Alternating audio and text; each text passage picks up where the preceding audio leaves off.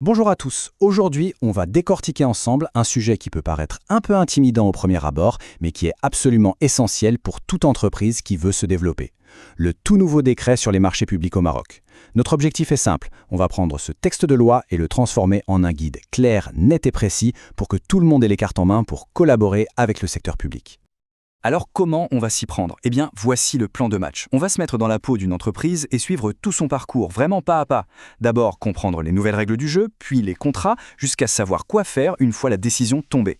C'est un voyage en 5 étapes clés pour maîtriser le sujet. Allez, on y va. Bon, on commence par le commencement, les fondations. C'est un peu comme dans n'importe quel sport, hein. Avant de monter sur le terrain, il faut connaître les règles du jeu. Saisir la philosophie, les grands principes de ce décret, c'est vraiment la base de tout. C'est ce qui va nous permettre de naviguer sans encombre dans ce nouvel environnement. Du coup, la question qu'on se pose, c'est concrètement, c'est quoi l'esprit de cette nouvelle loi? Quelles sont les grandes idées, les piliers sur lesquels tout repose? Et la réponse, la voilà. Tout le décret est construit autour de ces 5 piliers. Pensez-y comme ça. La liberté d'accès, c'est une porte grande ouverte pour tout le monde. L'égalité de traitement, eh bien, c'est simple, c'est la même règle pour tous les joueurs. La garantie des droits, c'est un peu le bouclier qui protège chaque entreprise. La transparence, c'est s'assurer que tout est clair, qu'il n'y a rien de caché. Et enfin, bien sûr, encourager la concurrence pour avoir les meilleures offres. Au final, l'idée derrière tout ça, c'est de créer un marché qui soit plus juste, plus équitable et plus ouvert. Gardez bien ça en tête, parce que tout ce qu'on va voir ensuite découle directement de ces principes. Ok, les bases sont posées. Maintenant, passons à la langue. Parce que oui, les marchés publics, c'est un peu comme un monde, avec son propre vocabulaire. Et chaque mot a son importance. Cette partie, c'est notre décodeur. L'objectif, c'est de maîtriser les termes clés pour être sûr de parler exactement le même langage que l'administration. Le premier mot-clé, absolument essentiel, c'est le maître d'ouvrage. Pour faire simple, c'est le client. C'est l'organisme public, l'État, une mairie, un hôpital, qui a un besoin et qui va donc lancer l'appel d'offres. C'est vraiment l'interlocuteur principal du début à la fin du projet. Ensuite, on a le marché de travaux. Là, le nom est assez transparent, on est dans le dur, le concret, la construction. Si une entreprise construit une école, rénove un pont ou entretient une autoroute, eh bien voilà, elle est en plein dans un marché de travaux. Deuxième grande catégorie, le marché de fourniture. De quoi parle-t-on ici?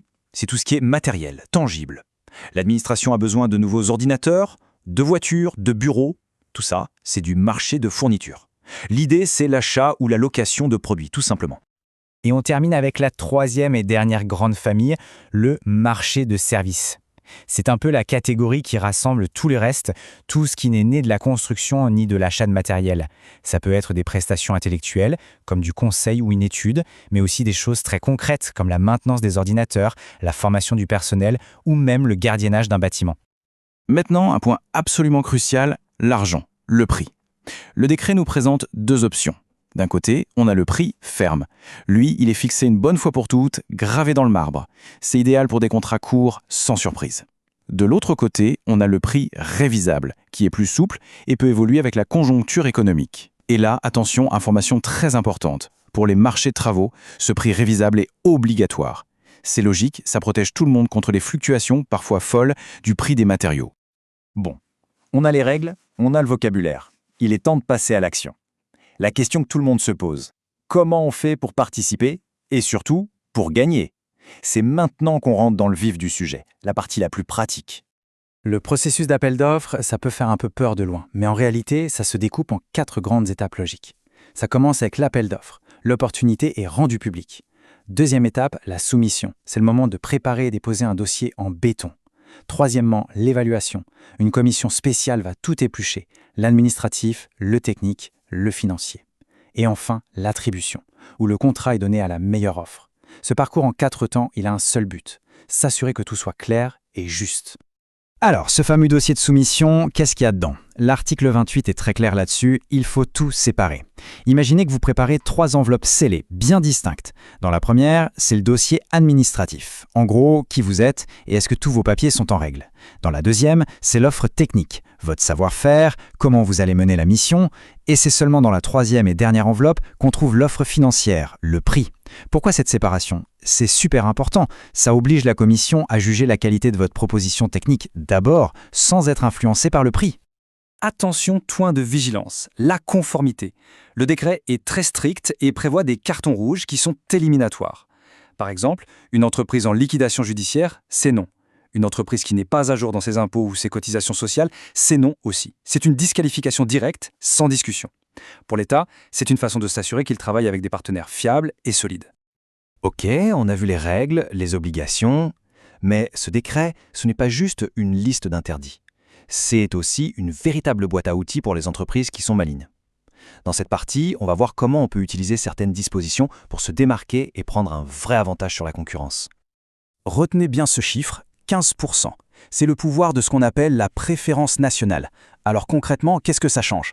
Imaginez une entreprise marocaine qui fait une offre à 100 et une entreprise étrangère qui propose 90. Normalement, l'offre étrangère est moins chère, mais avec ce mécanisme, pour la comparaison, on va virtuellement baisser le prix de l'offre marocaine de 15%. Son offre à 100 sera donc considérée comme une offre à 85 et elle devient la plus compétitive. C'est un avantage énorme, un véritable coup de pouce pour les entreprises locales. Là, on a une vraie pépite, surtout pour les entreprises créatives et innovantes. Vous avez une super idée, une solution à un problème public que l'administration n'a même pas encore vu? Eh bien, proposez-la. C'est le principe de l'offre spontanée. Et le plus beau, c'est que si votre idée est bonne et qu'elle donne lieu à un appel d'offres, vous partez avec un avantage, un bonus de 5 à 10% sur votre note finale. C'est une incitation claire à être proactif, à ne pas attendre qu'on vous sollicite. Et les opportunités ne s'arrêtent pas là. Le décret a prévu d'autres leviers. Par exemple, le lotissement. Au lieu d'un énorme contrat inaccessible, on le découpe en plus petits lots. Ça, c'est parfait pour permettre aux PME de participer. On a aussi une préférence en cas d'égalité des offres, qui va être donnée aux coopératives ou aux auto-entrepreneurs. Et enfin, il y a l'exigence d'emploi local pour certains contrats, ce qui garantit que les projets profitent directement à la région. Tous ces mécanismes, ce sont des outils puissants pour un développement plus partagé. On arrive à la dernière partie, mais elle est loin d'être la moins importante. Que se passe-t-il quand ça ne se passe pas comme prévu? Si on reçoit une réponse négative qui nous semble injustifiée? Heureusement, le décret a pensé à tout et a mis en place des garde-fous. Si une entreprise a l'impression que les règles du jeu n'ont pas été respectées, elle n'est pas laissée seule. Il y a une procédure de recours très claire. La première étape, c'est de se plaindre directement auprès du maître d'ouvrage. Et si ça ne suffit pas, on peut monter d'un cran et faire appel à la Commission nationale de la commande publique. C'est un vrai filet de sécurité pour s'assurer que le principe d'équité est appliqué du début jusqu'à la fin. Et on va conclure avec la grande question qui reste en suspens. Sur le papier, ce décret est plein de promesses. Il y a des outils concrets pour booster la concurrence, l'innovation, pour aider les plus petites entreprises. Le potentiel est vraiment là. Mais la vraie question maintenant, c'est est-ce que ça va marcher? Est-ce que l'administration va jouer le jeu? Est-ce que les entreprises vont savoir saisir ces nouvelles opportunités? Le succès de cette réforme, au final, il repose entre les mains de tous les acteurs. C'est une histoire qui reste à écrire. Merci beaucoup pour votre attention.